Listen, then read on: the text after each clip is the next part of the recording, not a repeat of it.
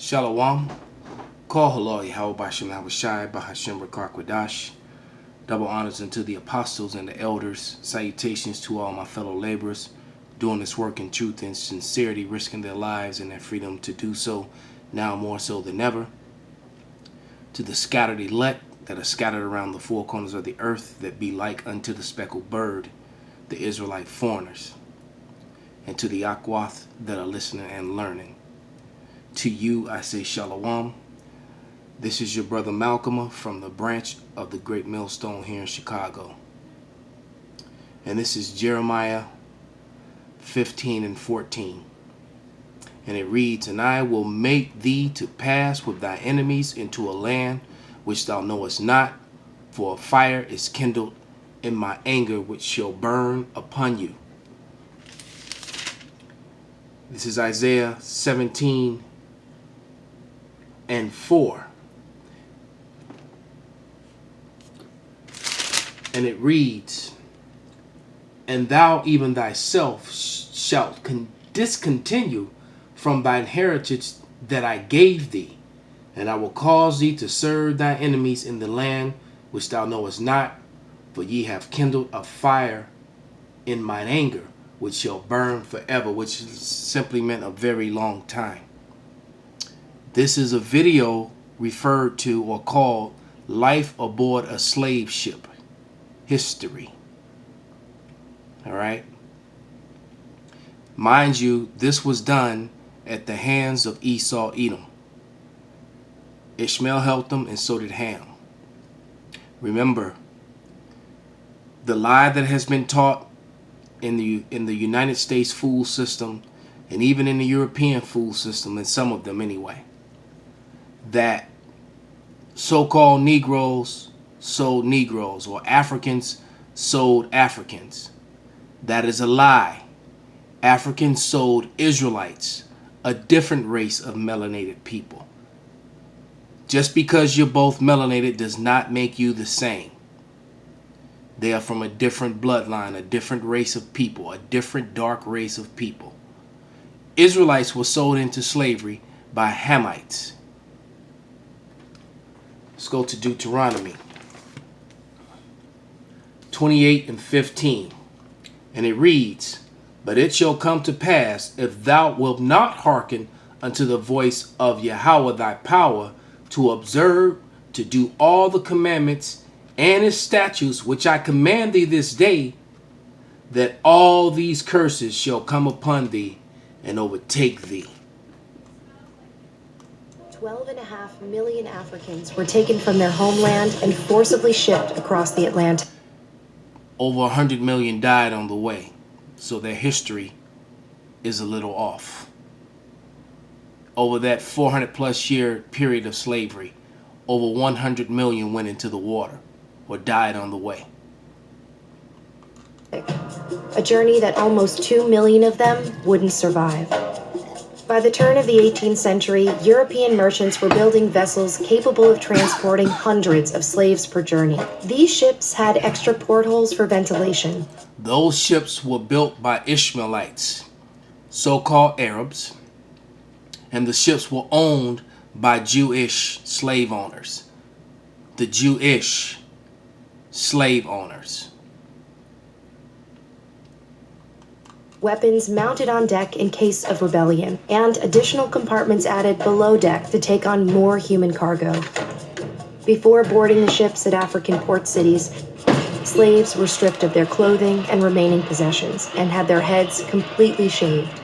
During boarding, which could take weeks or even months, slaves lived on the deck of the ship, and the heads were completely shaved, which is against our customs and our laws. They also, when they got here to the other side of the world, those that survived, they oiled them up in pig fat to shine them up and make them look healthy for the slave markets. temporary wooden house constructed by the crew. The crew also installed netting around the deck of the ship, designed to catch slaves who might opt for death over forced servitude. Once moved below deck, slaves would find themselves stuffed into compartments with ceilings as low as 4.5 feet. where they would spend most of their voyage.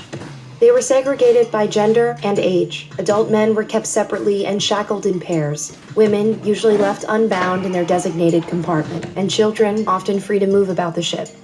There was no plumbing of any kind.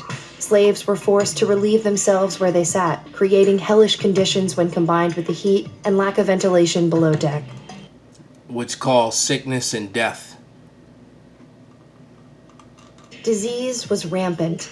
Measles, smallpox, influenza, scurvy, and dysentery. These were diseases that the Israelites had never faced before.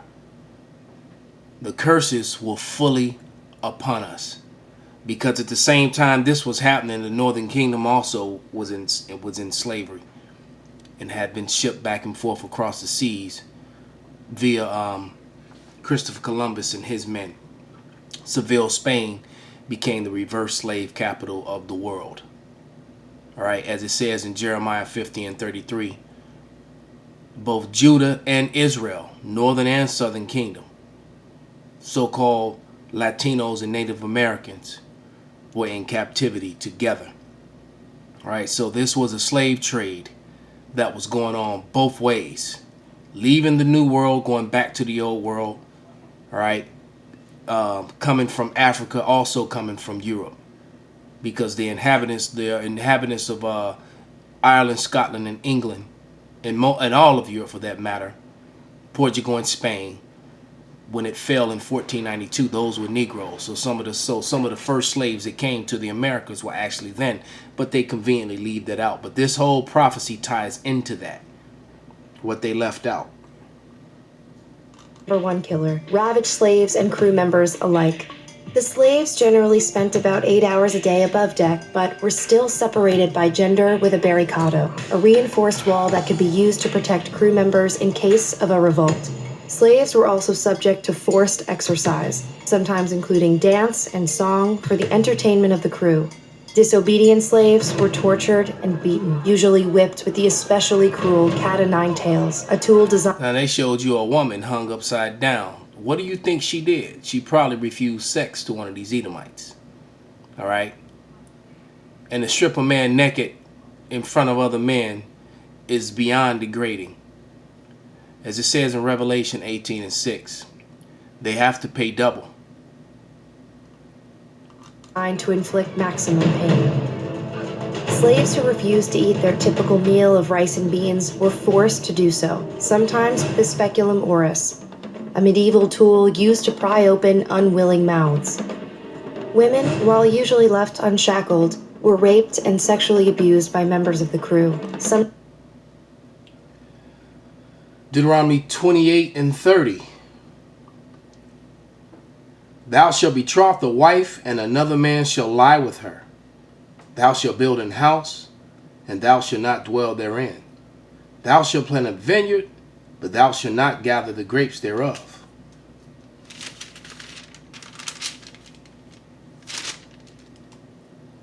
Times arriving in the New World carrying the children of their attackers. Those are the tares. All right, the wheat and the tares. Because all those children, just because some of them came out brown skin or black, for you dummies out there who still want to cleave unto that title, they were the seed of the enemy. So there are thousands, if not millions, of tares among so-called black people. Something that the black-only Israelites, with their ignorance, don't like to acknowledge or consider. Was the women, using their minuscule freedoms, would often coordinate mutinies against their captors. But these rebellions were rarely successful.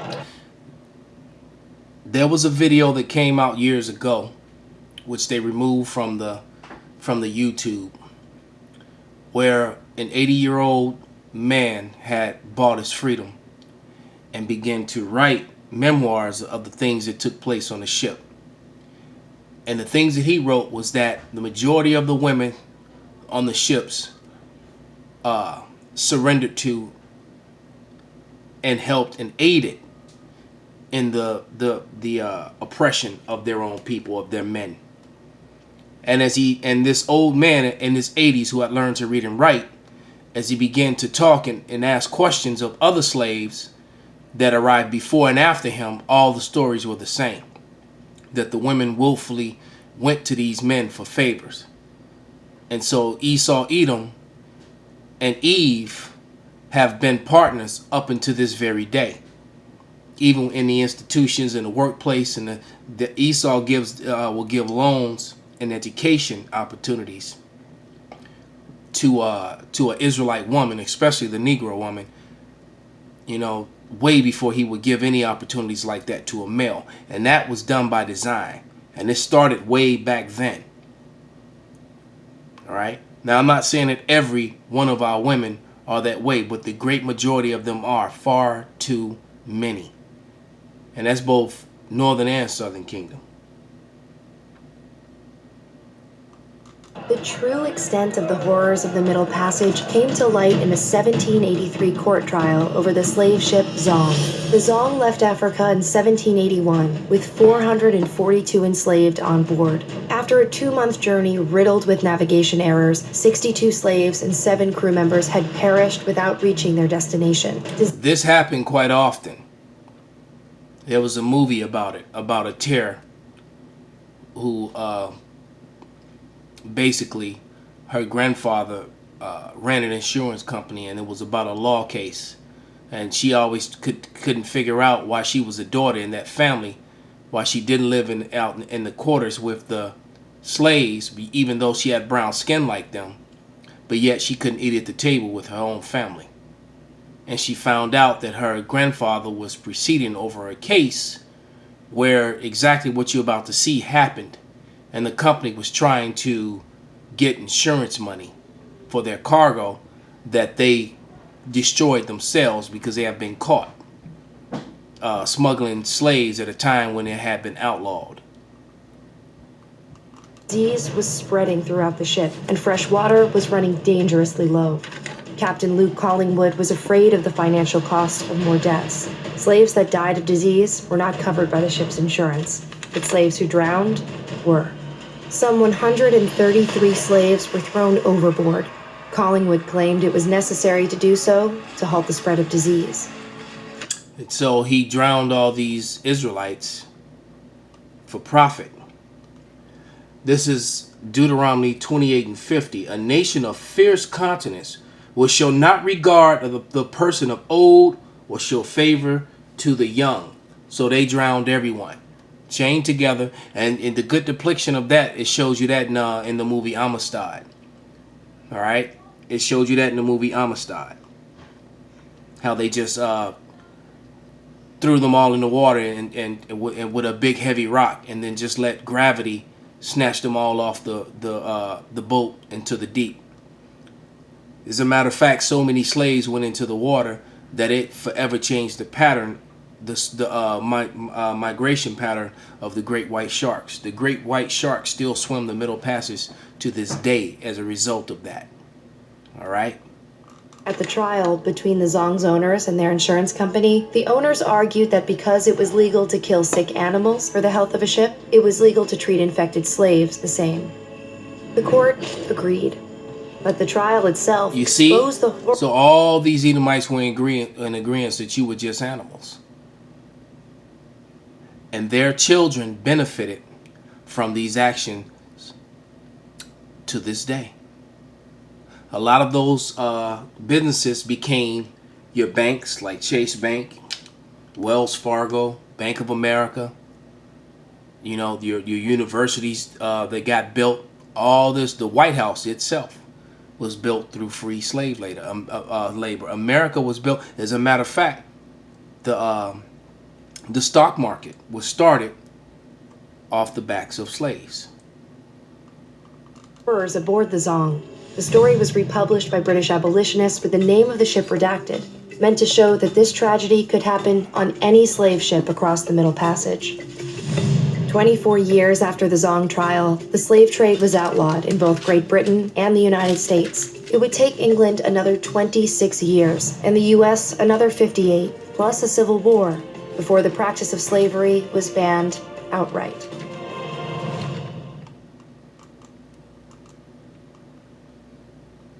Let's run that back. Riddled with navigation errors. This is Deuteronomy 28 and 58. And Yahweh shall scatter thee among all people to one end of the earth, even unto the other. And there thou shalt serve other gods, which neither thou nor thy fathers have known, even of wood and stone. That's why you see those wooden carvings of the Edomite Cesare Borgia, falsely hung up as is supposedly to be Yahweh, to be the Savior. And you see it in both wood and stone, amongst both the northern and southern kingdom.